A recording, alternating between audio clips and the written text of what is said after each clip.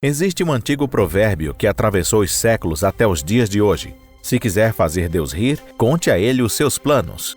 E os chineses, ao colocarem em prática projetos que parecem loucura, estão desafiando os deuses de forma bem direta. Só que o tempo já começou a transformar esses projetos, e o que vai acontecer no fim das contas, só o futuro dirá. Por enquanto, tudo o que nós, no presente, podemos fazer é ficar surpresos e até com uma certa inveja, diante da ousadia dos projetos da China. E a verdade é que quase ninguém duvida que esses projetos vão mesmo sair do papel. Olá, pessoal! Hoje a gente vai falar sobre uma gigantesca usina hidrelétrica que está sendo construída bem no coração da Cordilheira do Himalaia. Isso é pura loucura, completamente insano. Essas palavras cheias de emoção foram ditas pela historiadora doutora Ruth Gamble, da Universidade La Trobe, ao comentar essa ideia. Mas, ao mesmo tempo, essa respeitada pesquisadora sabe muito bem que esse projeto insano tem grandes chances de se tornar realidade. Eu sou o Pipa, e agora vamos começar!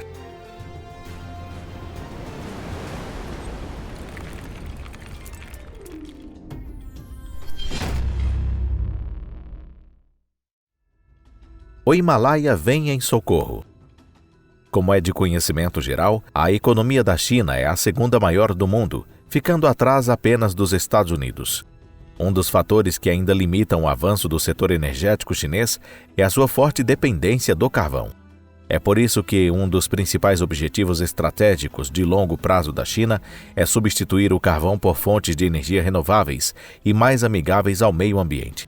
A meta é que essas fontes renováveis representem 25% da matriz energética até 2030 e até 2060 cheguem a 80%. A maior parte dessa energia renovável deverá vir da construção de novas usinas hidrelétricas. Existem alguma fonte de energia tão eficiente e confiável quanto a força das quedas d'água? Os engenheiros chineses acreditaram que não, e por isso deram início à construção da maior usina hidrelétrica do mundo, a barragem das Três Gargantas, no rio Yangtze. Entre 2009 e 2012, a obra foi praticamente concluída e a China passou a gerar cerca de 100 bilhões de quilowatts por ano a partir dessa que é a hidrelétrica mais potente do planeta. No entanto, com a economia em constante expansão, a China passou a consumir cada vez mais energia.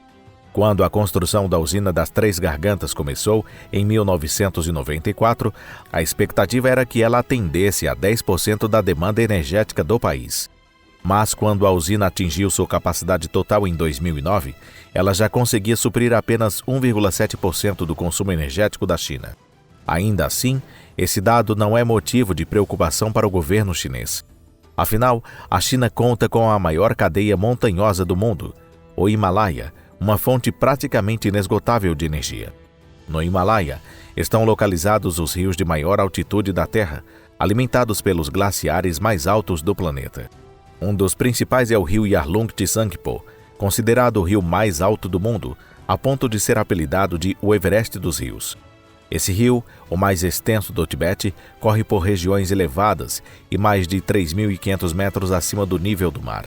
O Yarlung Tsangpo atravessa o Grande Canyon de mesmo nome, que é considerado o mais profundo do planeta.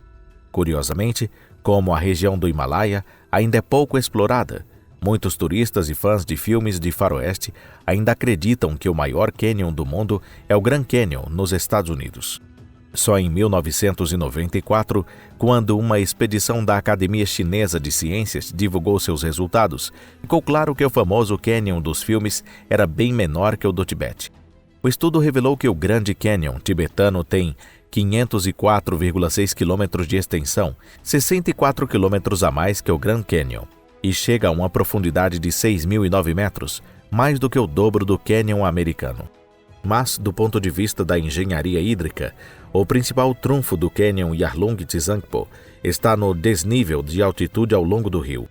Enquanto a vila de Daduoka, no município de Mairling, fica a 2.880 metros de altura, a região próxima da vila de Batsoka desce até apenas 115 metros.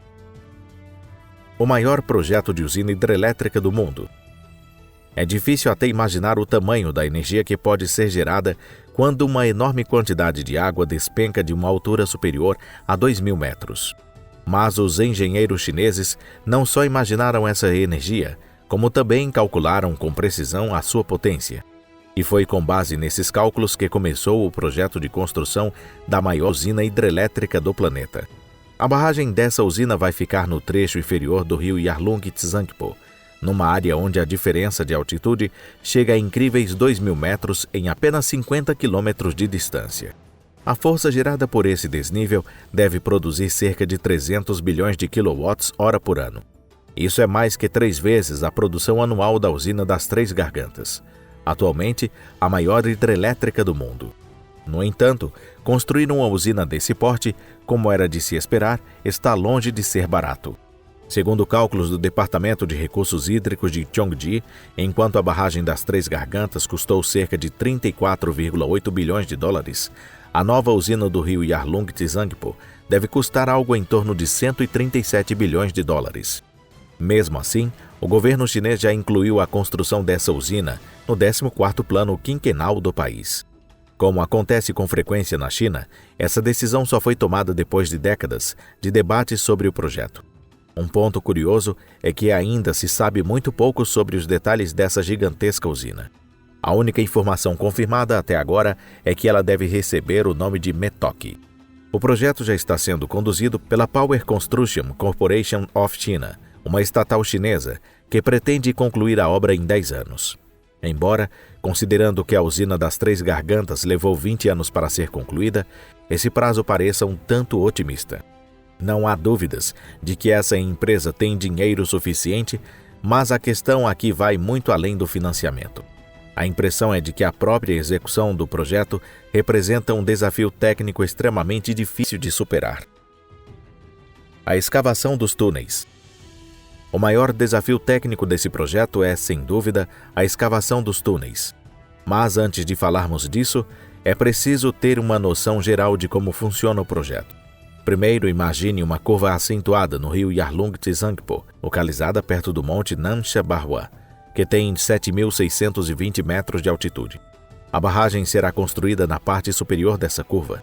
Cerca de metade do fluxo do rio será desviada pela barragem para dentro de túneis que serão escavados na encosta do monte Nansha Barhua.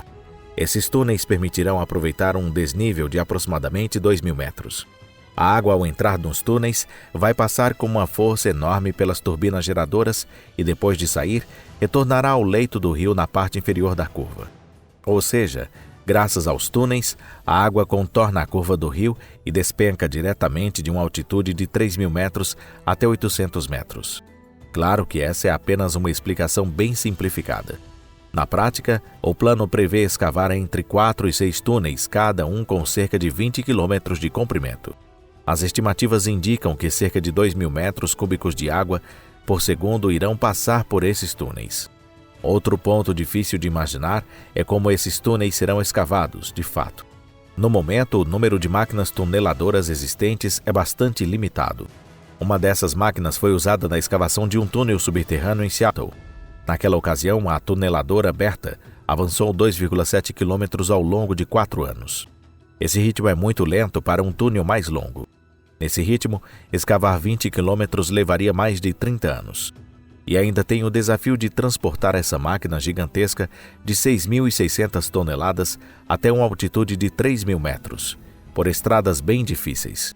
Pode parecer uma missão impossível, mas os engenheiros chineses certamente vão encontrar um jeito de fazer isso acontecer. Até porque, após a obra em Seattle, a Bertha ficou completamente inutilizada. Então será preciso construir uma ou até várias tuneladoras novas para esse projeto. Além disso, tanto na escavação dos túneis quanto na construção da barragem, é preciso levar em conta a atividade sísmica da região. Isso porque o Himalaia está localizado na junção de 2 placas tectônicas gigantescas que se movem uma em direção à outra. O leito do rio Yarlung Tsangpo acompanha uma falha geológica ativa, e a área prevista para a construção fica bem no centro de uma das regiões mais sísmicas do Himalaia. Só nessa região, ocorrem cerca de 30 terremotos por ano com magnitude acima de 4,5. e de vez em quando acontecem abalos ainda mais fortes e destrutivos. Em 1950, por exemplo, um terremoto de magnitude 8,6 atingiu essa área, e diversas pequenas aldeias às margens do rio Yarlung Tsangpo foram arrastadas pela força das águas. Os riscos do projeto. Mas o que dificulta a construção dessa superusina no rio Yarlung Tsangpo não são apenas os desafios técnicos ou o ambiente natural hostil. Mesmo antes do início efetivo das obras, já surgem cada vez mais matérias na mídia em que especialistas e entidades de direitos humanos apontam os aspectos negativos desse projeto. A maior preocupação dos especialistas é que, assim como aconteceu na construção da barragem das Três Gargantas, milhões de pessoas possam ser forçadas a deixar suas casas. Também há temores quanto à possibilidade de grandes deslizamentos de terra e terremotos. Além disso, é apontado que a construção da usina pode prejudicar vários ecossistemas, contaminar a água do rio e comprometer a biodiversidade única dessa região do Tibete. E um ponto que preocupa especialmente os especialistas é que, ao escavar túneis no Monte Nansha Barwa, será impossível evitar a destruição da paisagem natural. Esse projeto também vem sendo alvo de críticas no cenário internacional.